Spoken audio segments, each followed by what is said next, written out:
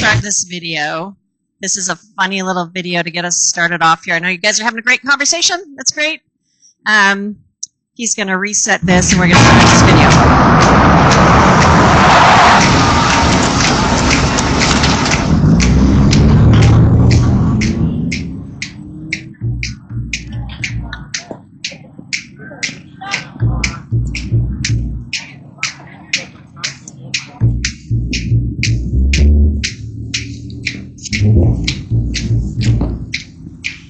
I'm here to get validated. You are awesome. Excuse me? You have an amazing face. You've got powerful features, man. Anyone ever tell you that? No. Then listen. You look a little down. And it may seem like sometimes people don't understand you.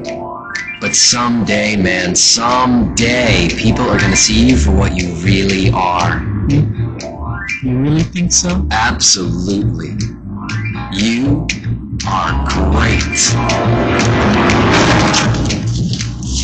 Can the validation, please? You are great, ma'am. You have amazing cheekbones. Really? Mr. Sir, yes. We have a situation. Where? Oh, I got 6 months ago. What the hell's going on? You've been through it. You know. You've had so much life experience that other people don't appreciate, but you know. Bless you, do. You're not patronizing the shops. They're just coming to see him. Oh, sir, you're in great shape. You work out? Not for long. I know, actually. Yeah, thanks. Young man, we are running a business here, not a social club. That is a fantastic suit. It really flatters you. You think so? You guys work so hard. You are the backbone that keeps this place running. It always felt like no one really appreciated us. Yeah, I mean, our jobs are so stressful, and it seems like most of the time people just don't see it. No, what you do is so important. No, I bet the boss would love to meet you. You are great. You provide hundreds of jobs, sustaining hundreds of families. That's huge. That's so good to hear. Most times I feel like people don't recognize that. I'm just the big bad man on the hill. Not at all. You give. Oh, my Lord! You know, I know some people who'd probably like to meet you. Mr. President, no matter what people say about you, you have still got a great golf swing. God bless you. You do. You have a fantastic mustache. All right. How's that for a start on validation? Today we're going to talk about our third habit. Actually, if you're following in the book, I don't know if you're reading along with us, they actually cover it, habit number 2, but it's called listening for emotion. And this is something that Graham and I are really working on, and it's been super helpful to us, so we are glad to share it with you. Just want to say to those of you, to the men who are here, don't, if you're inclined to shut down when you hear us talking about listening for emotion, don't do that because we have really found, they say, and we agree, that when you learn to listen for emotion and then validate it, you open up to the possibility of problem solving. And you can't really do it until you get connected. And this is kind of, I think sometimes we dichotomize this, right? Oh, women just want to talk about emotion, men just want to problem solve. But really these things work together. And it's really powerful once you start to do it. Yeah, my pitch on this is that for those of you in the room, and some of you are women, but it's mostly the men, just want to know what the problem is so that you can fix it. And I guarantee you that you will find the right problem and fix it well only when we learn how to do this thing of listening for emotion and learning to validate. So we both believe from personal experience that investing in this skill, in this heart condition, really is part of what will transform our marriages to make them what we want. So last week, Dan talked, among other things, about this relational switch in the back of the brain. You remember that? So that's just a metaphor, obviously. But there is that, there are ways to stay connected relationally, and you probably all can identify times when you just shut down, whatever that looks like for you. Some people pull away. Some people have a hard time speaking up. Some people act out. People respond to it different ways, but when you shut down relationally, then you have a hard time with communication. And one of the things they say in the book that I think is really interesting, he says that most people identify communication as the hardest thing in marriage or in relationships, right? You probably heard that. And he says, actually, in a lot of ways, what underlies that is that we have a hard time keeping our relational switch on, so that when we're having a difficult communication, and we shut down, one of his phrases is, we don't remain ourselves, right? So you think of yourself as a patient or a kind person, but when this happens, you're no longer patient, no longer kind, right? It's like it changes you.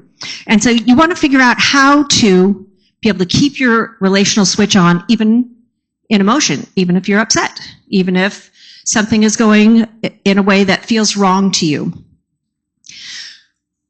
I think we could talk about this biblically. There are so many ways to talk about this as a way to love each other. But for our purposes today, we're going to talk about the brain science. And so you know that is the strength of Chris Coursey, who's the other author of this book. And with brain imaging, we could see what lights up when you're engaged in different tasks, right? And so brain scientists tell us that the left side of your brain lights up, I'm going to do that the wrong way, right? The right side of your brain lights up in relational situations, or for creativity, for intuition, for any kind of connection. That lights up the right side of your brain. And if you're problem solving, doing math, figuring out a solution, it lights up the left side of your brain. They also tell us when you're presented with something new, that information flows from right to left. So it starts first on the creative relational side and then moves to the problem-solving left side of your brain. So we really need to have all of our circuits on, both sides of our brain working together if we want to do this well. When Graham and I are in a conflict, which happens less and less, but still happens, if I'm triggered by a tone of voice or the way he says something or something he says to me, and my relational switch shuts off, which I actually, as we talk about this more, we're both aware of it more. We're aware when this happens to us. But then I tend to focus on just either getting away or defending myself, or maybe solving the problem my own way, which might be like, I'll just do it myself, right? Whatever it is that I decide to do in order to kind of recalibrate. But if I can learn to turn this relational switch back on, and both sides of my brain are fully engaged with that circuit on, as well as my problem-solving side, I have the ability to both connect and solve problems with Graham in a spirit of unity. Good. Advance again. I think we're going to need to advance a couple times. So yeah, Carla and I definitely are working on this aspect. I didn't even realize that we were working on it this way until we read the book. Ways to be aware of what's going on for each other and when we're really engaged, or when the relational circuits are turned off. And so what they do in the book, they recommend these 4 different steps, these 4 different ways to respond when you sense that either one of you has your relational circuit turned off. Because if the relational circuit is off, then we're not going to connect. And so these things, to be curious, don't assume that you know what's going on for your spouse, but ask questions, pursue something deeper, express appreciation, an act of kindness, an act of love, and eye contact. And we had this, God is so good in his providence. Thursday afternoon, I was working on this part of the presentation, and I had noticed earlier, I don't remember if it was the night before or Thursday morning, I sensed that Carla was really stressed about something. And sometimes I have an idea, and sometimes I'm completely baffled, and I have no idea whatsoever what she's upset about. But I knew that something was going on. So she comes home, and I'm in my study. I come out, and I sensed a little bit more of it, and I just thought, well, this is my chance. So we go into the bedroom. I put my arms around her, say nice things, establish eye contact, and deliberately communicate that I care. I didn't bring up whatever it was. I didn't have to do any of that. But the goal was connection. The goal was to turn on the relational circuits. And I didn't know what was going to happen next. And we didn't talk about what I still not sure what it was. So, Sometimes it doesn't matter once you're Right. reconnected, right? Go ahead. He also, so we're bragging on him a little bit this morning because he did this the week before too. It wasn't about him at all, but I actually was at Bible study. And some things that happened at the table that really bothered me, the way the interaction went. And I'm famous for shutting down if I'm upset, right? So I just like, this bugs me, and I don't know how to speak into it. And so I came home, and he asked how it was. So I start just like, this happened, and it said this, and then this, and then I just hate that, and I didn't know what to do, and yada yada, right? So he's listening to me. I realize I'm kind of getting more worked up as I'm talking about it. And he says, can we just sit down on the couch for a minute? And he knows I love that, right? I mean, I love to just like, he likes to do, and I kind of like to sit and process sometimes. So he just sat on the couch, literally 2 minutes. He put his arm around me, and he's like, let's just breathe. Sounds silly, but I was like, oh, wow, I feel so much better, right? I guess I was pretty upset. Thank you. And so it doesn't have to be like these steps. I say this, and then this happens, and then this happens, and then this happens. But just that he noticed, he took the time, we sat down 2 minutes, and I could kind of set that aside and put it away. I really appreciated it. Really cool. Really cool. And I admit, I did have thoughts of advice. There was any number of things I could have done to give advice, but I realized that that's not what was needed at the time.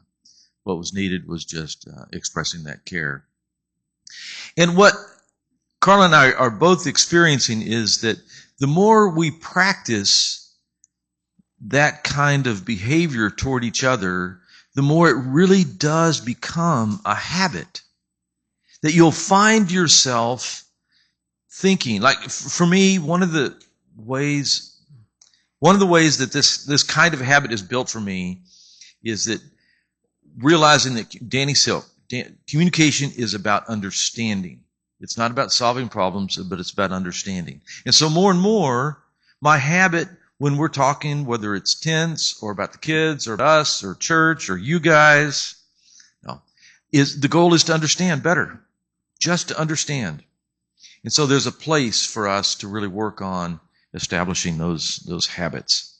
And brain science is telling us that before we attempt to communicate, we want to be sure that both of us have our relational circuits turned on and not off. And then these are some ways for us to help engage and get them turned back on.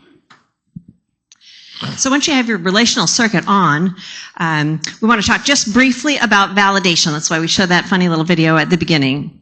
Right? Validating is recognizing, accurately identifying and recognizing what someone is feeling, and then offering something, maybe just a gesture like Graham said, put his arm around me and sit down with me for a minute and a half. Or sometimes it's words. Wow, sounds like you're really upset about this. Sometimes it's tone of voice that communicates that you care.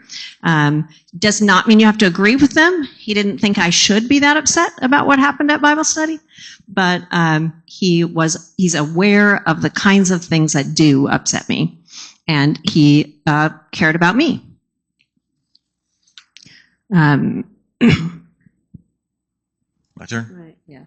So I had the heart of listening for emotion is validation.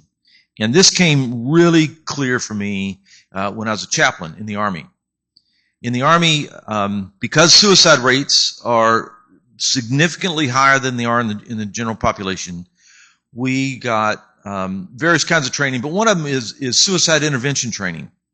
How do you help somebody in the crisis of thinking about suicide as the answer for their problem?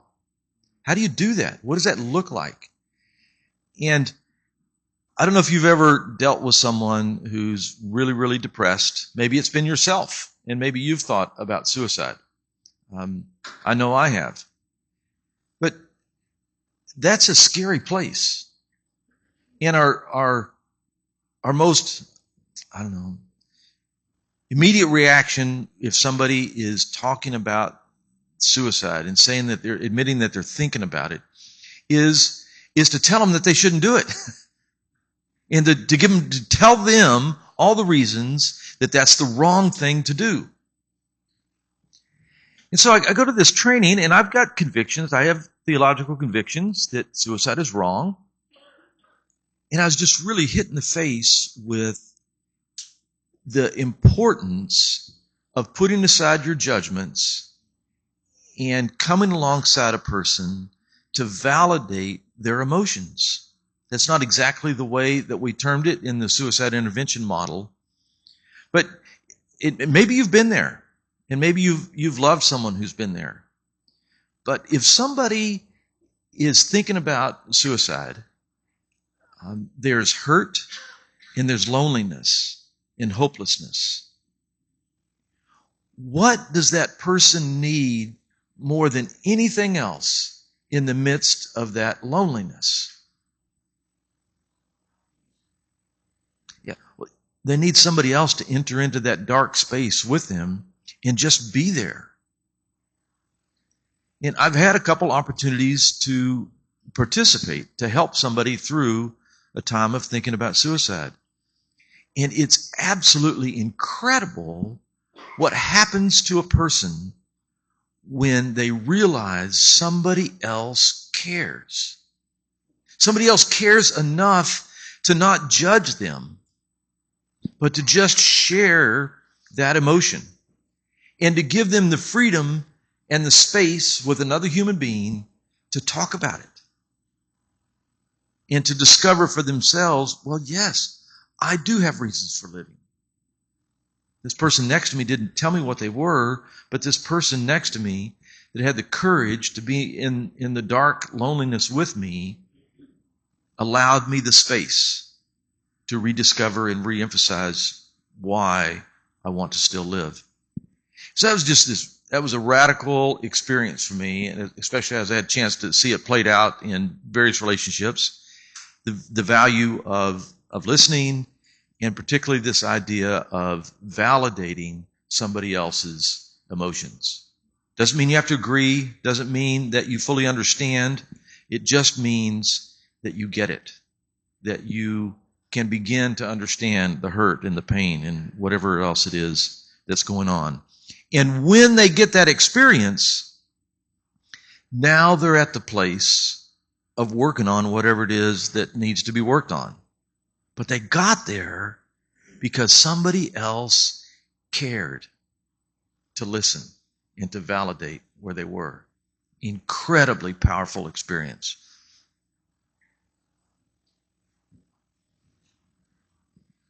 Am I still talking? I'm still talking. Okay. All right. So if that's the way to validate, what are some ways to not validate, or something that maybe we would call it counterfeit validation? What do you guys think? What are ways to offer counterfeit validation?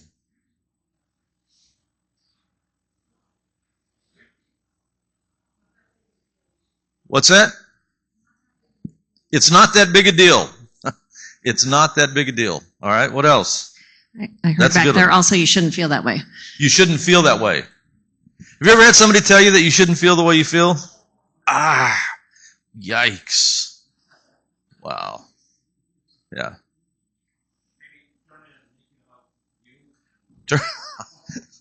I've done that. That happens too. Turn around and make it about yourself. Yes.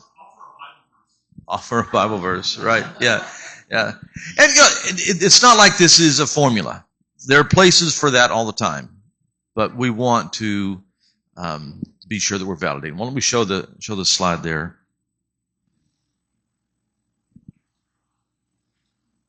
Yeah, to say I understand completely, and when we offer a counterfeit validation, the message that the person gets is from you, just shut up, it doesn't matter, like somebody said in the back. So I have a good example from our relationship, and we call it the concrete story. So we did a bunch of work in the backyard a few years ago, and we're still doing work in the backyard. But we put down some pavers, and I hired this guy to help, and he was turned out he was a mason. He's a really experienced guy, and his recommendation for securing the pavers to keep them from moving was to put in a concrete border around it. And I thought that sounds okay. Let's do that. And so he puts in the forms to pour the concrete, and they're big. They're like 16 inches wide to go all the way around. And I'm thinking to myself, that's big. And Carla looks at it and says, that's really big. We don't need it that big. And so this is a story where I made lots of mistakes. Invalidation is just the last mistake. So the first mistake was I really didn't listen to her. I discounted what she wanted and succumbed to the recommendation from the contractor to leave it at 16 inches. And so we poured at 16 inches, and things did not go well at all. Yeah, it was disrespectful. I made a lot of mistakes. I had asked, and he said, "Oh no, it's not going to be that bad. It's not going to be that. It'll be covered. You won't even notice it." Yeah, all kinds of counterfeit validation, I think. So, as you might imagine, it turned into a great big conflict between us, and I did my best. I tried to deal with it with an apology, and I tried to validate her emotions at this mistake I'd made. I didn't do a very good job of the validation, and we spent months, probably 5 or 6 months, with this continuing issue that wasn't resolved because we weren't really connecting on it. Background, have you ever done that? Like long time, right? It's not like it's dominating every day, but it's not really resolved. Right. So I didn't validate. So if your goal really is to connect emotionally with your mate, what emotions should we be looking for?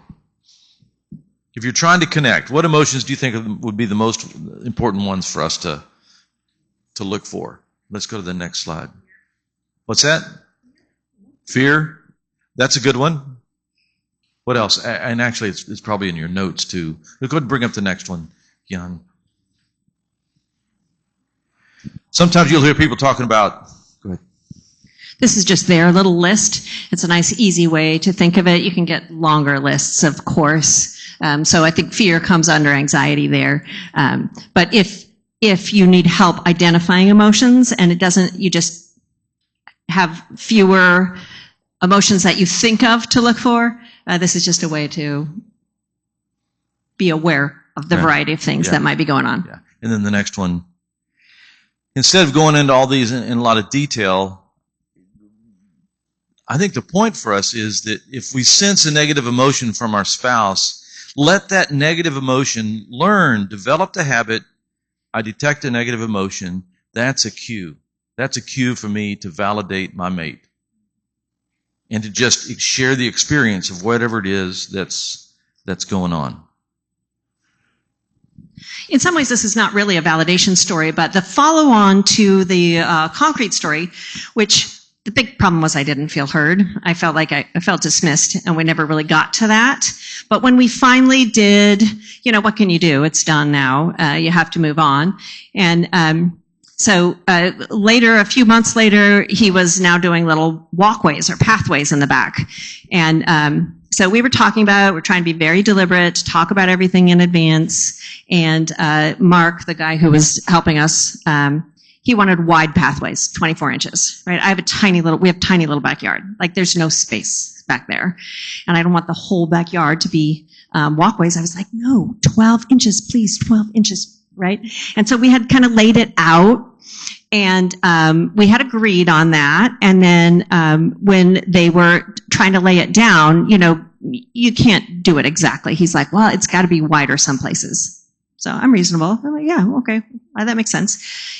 Up to 18 inches, but in my mind, we're still sticking with the 12 inches as the basic, and up to 18 inches, right? Graham here is cool, 18 inches, good, she's good, right? So I go off to work, come back, and I walk out there, and they're laying these paths, and it's 18 inches at the smallest. And I just about lost it because this triggers all my stories of nobody ever listens to me, nobody ever, will speak up for me, nobody, I'm all on my own here. And so I'm like way down the pathway, and my relational switch is way off. And Graham tried to explain for a minute or two, noticed how upset I was. Concrete story is recent in our background. And he said, you know what, Mark? We got to figure this out. You got to go home. And Mark's like, oh, no, we can change it. We can do this. Graham's like, nope, you got to go home. You got to go home. Thank you. You got to go home. I'll call you back when we're ready. And so I don't remember exactly how long it took, but I felt heard. And we talked about it. It doesn't even matter how it worked out. We were able to work it out together. And there's no trigger between us because he has noticed when I'm upset. He has leaned in and listened, and then that leads us into solving the problem together instead of feeling disconnected. I really appreciated it. Come over to our house sometime. We got a lot of stories around the house, inside and outside. We've learned a lot of things over the years. Yes. So let's take a minute and summarize. We've talked about one of the main ideas here is working at habits that will shrink the gap of joy in our relationship, ways to grow more joy in our relationships, and so that this time period between experiences of joy are less and less. And if the time periods between experiences of joy are less, then it's going to be easier for us to recover when the conflicts do happen, because conflicts still happen. That's a certainty. But if we can shrink the joy gap, the gap between periods of joy, then we're going to work better at solving problems and build more joy and have more connection. So the first step is to make sure that our relational circuits are on, being able to detect that, and working at reestablishing connection with our relational circuits turned on. And the next one is validating, naming the emotion, accurately identifying how big it is for our mate. And it's just got to come before problem solving. We're not going to even oftentimes, we're not even going to solve the right problem unless there's been real validation, there's been connection. Because we are learning to be people who, for whom the relationship is bigger than the problem. That's a good phrase to kind of run through your head. Actually, we had a circumstance just this morning. I don't even know if Carla was aware of it. But I reminded myself, relationship is bigger than the problem. Let's just go. It'll work, right? And so we work at those things. These are the habits that all of us are building. The relationship is bigger than the problem. And then the last one is, after that, is comfort and problem solve. we're able to comfort each other, we're able to solve the right problems, we're able to do it well because we've done these other things, made sure our relational circuits are on, and validating one another. Often the comfort is the problem solving, actually, right? It is comforting to make the decision together. And they also make that point in the book. So, if you were here 2 weeks ago when we started this, Dan has been teaching the last couple of weeks. You know that we are kind of challenging you to do a 30-day challenge. That is, to actually apply these things for 30 days. So they say 15 minutes a day for 30 minutes, you can change your relationship. And I don't mean, not from a 2 to a 10, but you can change the dynamic, you can change the feel, you can change the trust level, you can tick it up anyways. So we are really challenging you to do that. We hope you hear that. You don't just come here and listen and then you go home and you live your life the same way. I'll put you on the spot. Has anybody been working at appreciating each other the last couple of weeks? More than usual? Cool. Awesome. Okay. So, if you haven't started before, we decided to do this in the month of February because everybody's a little bit thinking about love anyways in February. And we were hoping we would get a tick up out of that. But I don't know if you did. Hopefully you did things to enjoy each other this week with Valentine's Day. If you haven't started yet, here it is, the 15th of February. No harm, no foul. You can start today. And you can go to the 15th of March. And then see. And just check in. Has this changed our trajectory? Even just a little bit. That's all you're looking for, right? God will bless you as you put these things into practice. So we just kind of want to re-highlight that 30-day challenge. If you do it, the appreciating daily he did first, playing together, figuring out ways to enjoy life together, and now learning to listen for emotion. Super helpful if you can commit to these things. So we're going to give you some time at the table. Yes. So there's on page 2. There's a table discussion questions. We just put down 3 questions. I want to give you about 10 minutes to just share together, talk a little bit.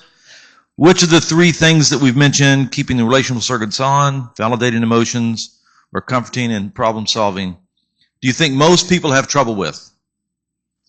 How would our relationships be different if we improved in all those areas? And which of these are you most eager to improve about yourself? So give yourself about 10 minutes, and then we're going to come back and walk you through, introduce an exercise of validation. So enjoy some time together at your tables.